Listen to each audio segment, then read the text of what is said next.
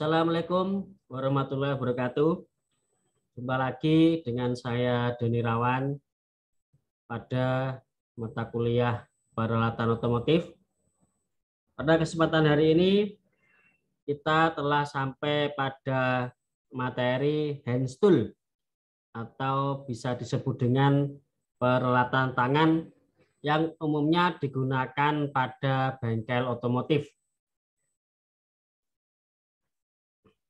Peralatan standar di otomotif ya untuk hand tool ini minimal ya. Jadi standar itu peralatan minimal itu yang harus ada. Yang pertama adalah kunci pas, yang kedua adalah kunci ring, yang ketiga adalah kunci kombinasi, terus yang keempat ada kunci soket, kelima ada kunci L, keenam ada kunci Inggris, ketujuh ada kunci roda, kedelapan ada kunci busi, dan kesembilan adalah obeng. Baik, itu adalah peralatan standar yang harus ada, jadi harus wajib ada di bengkel otomotif. Baik, kita akan bahas satu persatu peralatan yang telah Bapak sebutkan tadi. Baik, yang pertama adalah kunci pas ya. Jadi bentuknya kunci pas itu seperti tangkai, kemudian ini ada rahangnya, Ini jadi ini sesuai dengan namanya kunci pas, berarti setiap ukuran satu ukuran baut nanti atau mur itu nanti sesuai dengan lubang yang ada di rahang ini ya. Terus bahannya terbuat dari krom vanadium, kemudian sudutnya 15 derajat dan kedua ujungnya ini membentuk sudut 90 derajat yang terdapat pada kunci pas khusus gitu ya. Untuk ukurannya dari besar yang ke kecil, yang paling kecil adalah 6 mm dan 7 mm, kemudian yang terbesar adalah sampai pada ukuran 35 mm ya. Oke. Ada juga yang paling besar yaitu adalah 36 mm ya.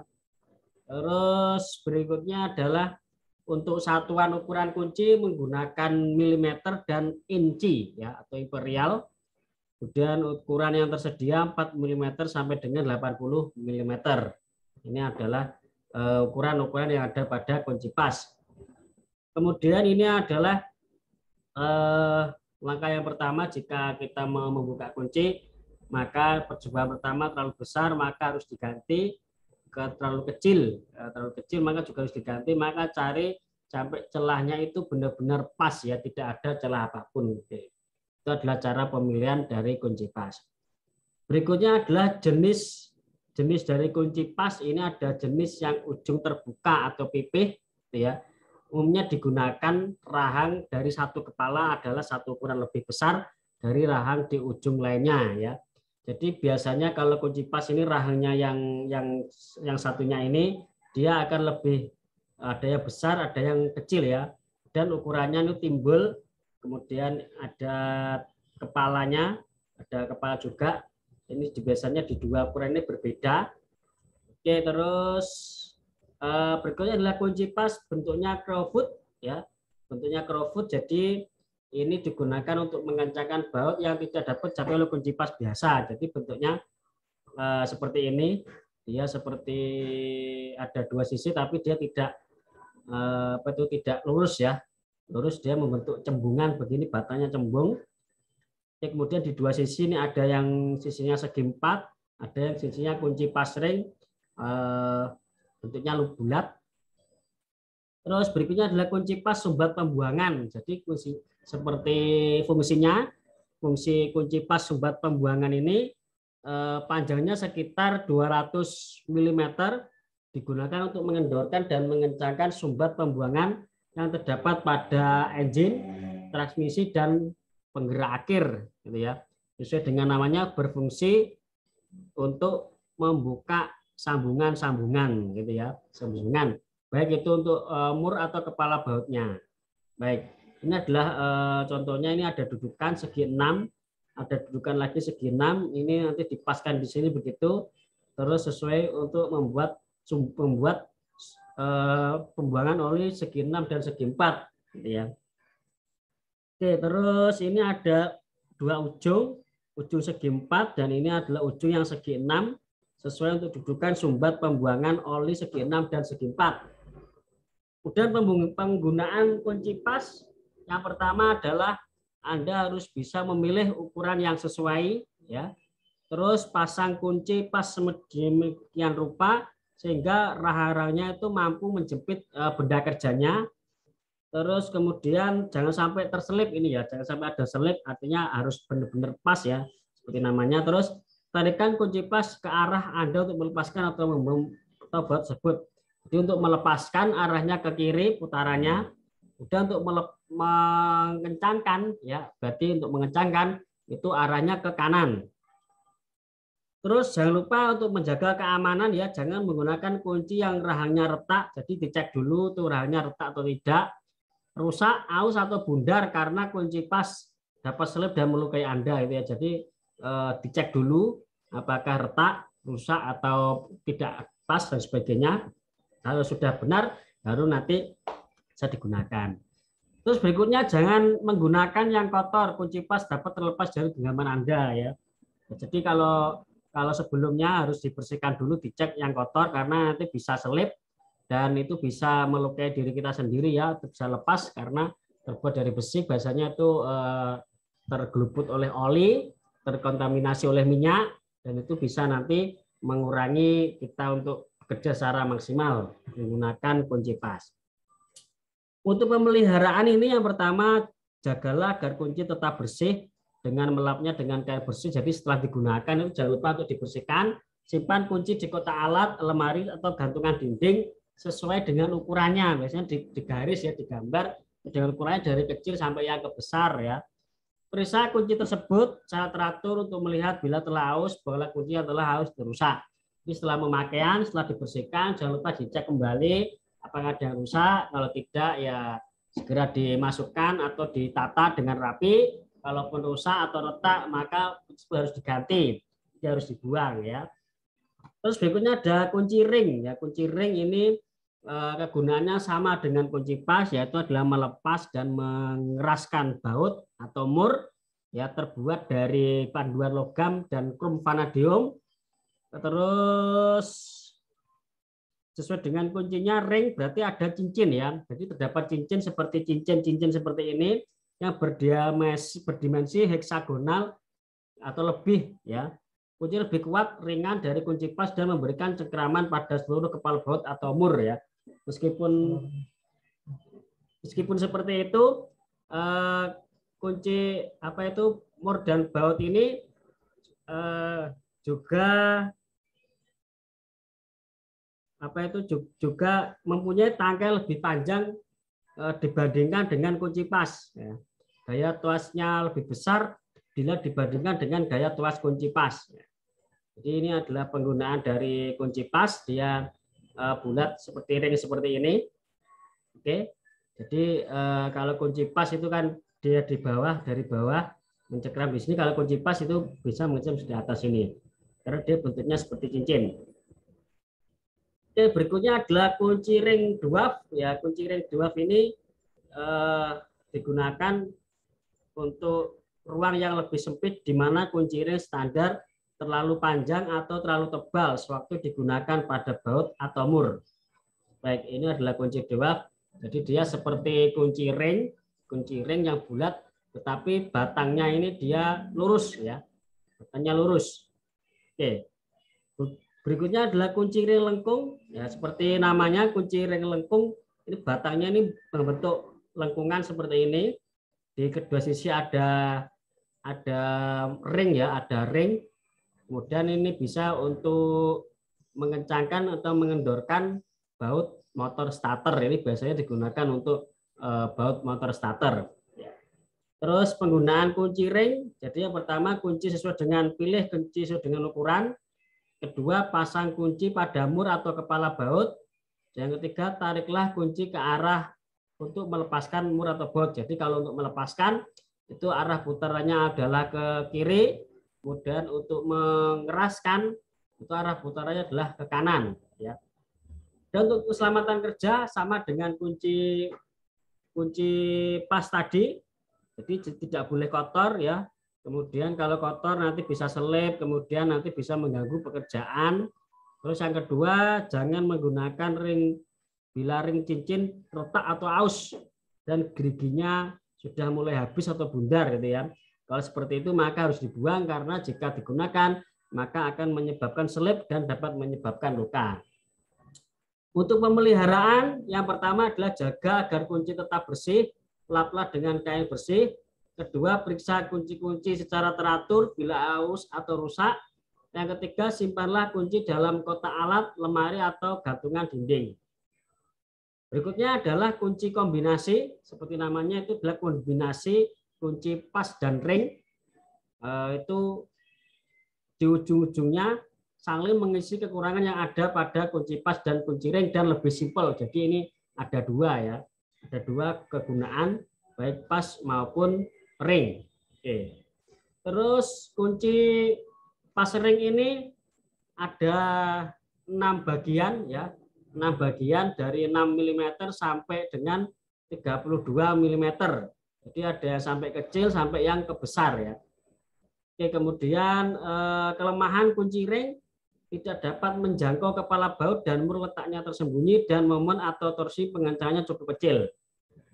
Berikutnya adalah kunci soket. Ya, kunci soket itu bentuknya silinder dan terbuat dari logam paduan krom vanadium dilapisi dengan nikel. Ya, satu ujung berbentuk segi empat dan ujung lainnya berdimensi heksagonal yang digunakan untuk melepas atau memasang kepala baut atau mur dengan momen kekencangan tertentu. Kemudian sifat atau karakteristik dari kunci soket yang pertama adalah dapat menjangkau kepala baut atau mur yang terletak sangat sulit dan tersembunyi.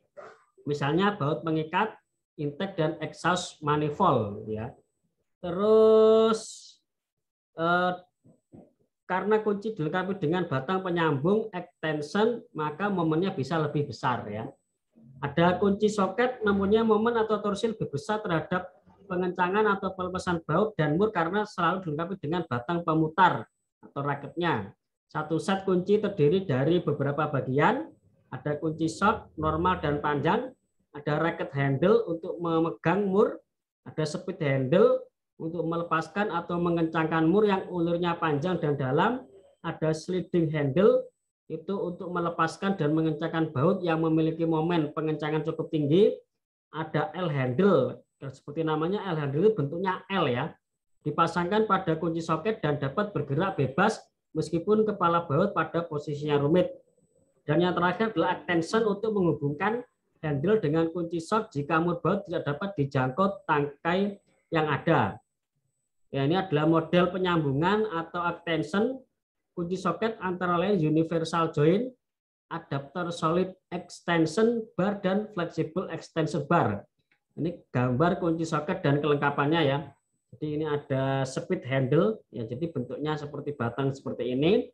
Terus kemudian ada ini racket ya, racket. Jadi ini bisa lebih cepat ya untuk memutar, melepas maupun memasang baut. Dan ada sambungan solid dan ini seperti bentuk huruf T.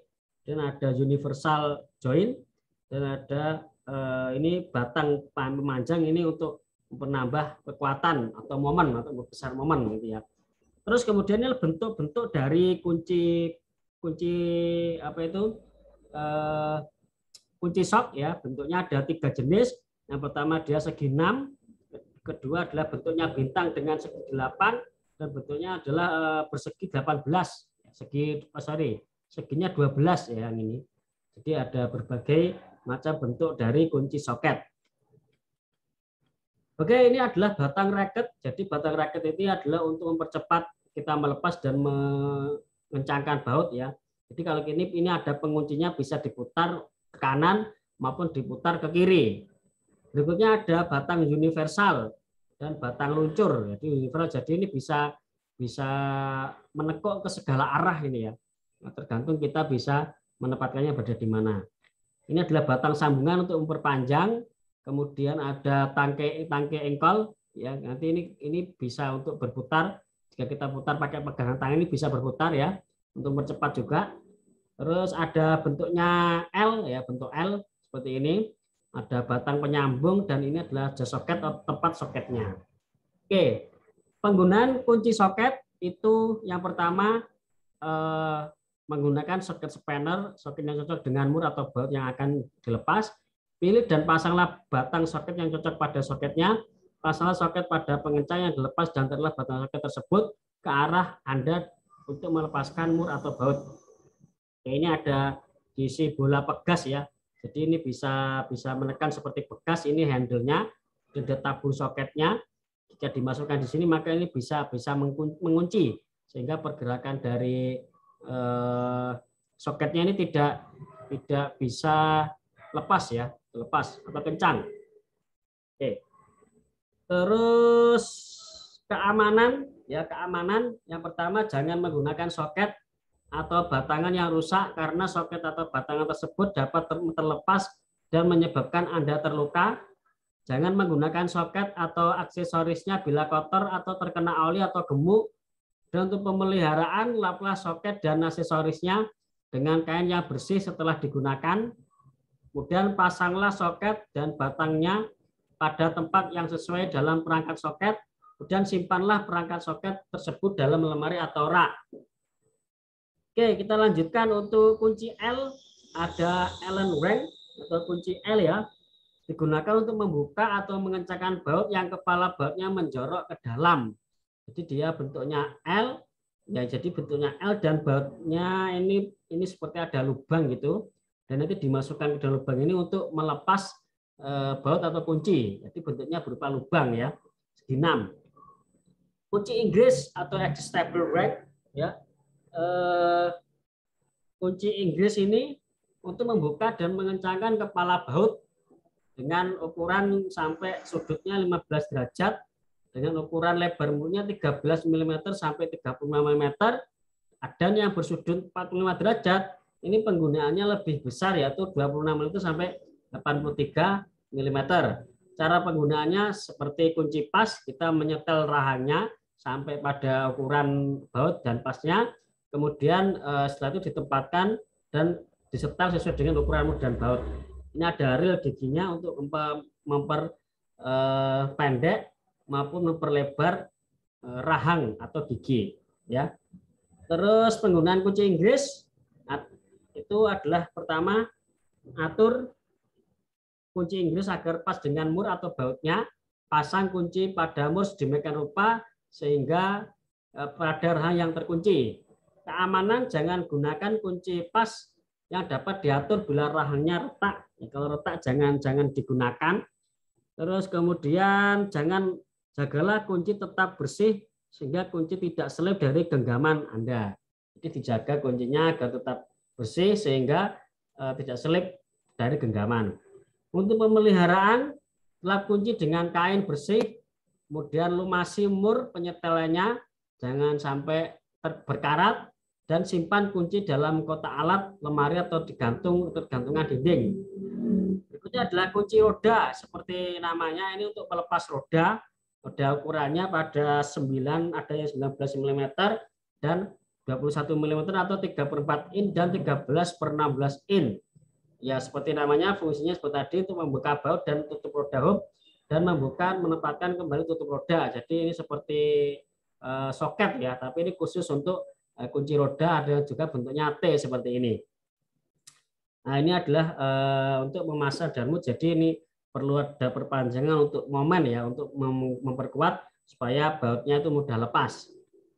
Oke, keamanan untuk kunci roda ini hampir sama dengan kunci-kunci yang lainnya, tetap sama ya, tetap tidak boleh kotor, tidak boleh retak gitu ya. Kemudian disimpan pada lemari atau sesuai dengan tempatnya. Berikutnya adalah kunci busi. Kunci busi digunakan untuk melepas dan memasang busi pada posisi yang sulit dijangkau oleh kunci pas atau kunci ring. Ini biasanya ukurannya 10 mm, 14 mm dan 18 mm. Oke. Ini bentuk dari kunci busi sepeda motor. Kalau ini kunci busi pada mobil ya. Ini seperti soket ya, seperti bentuknya soket. Berikutnya adalah obeng ya.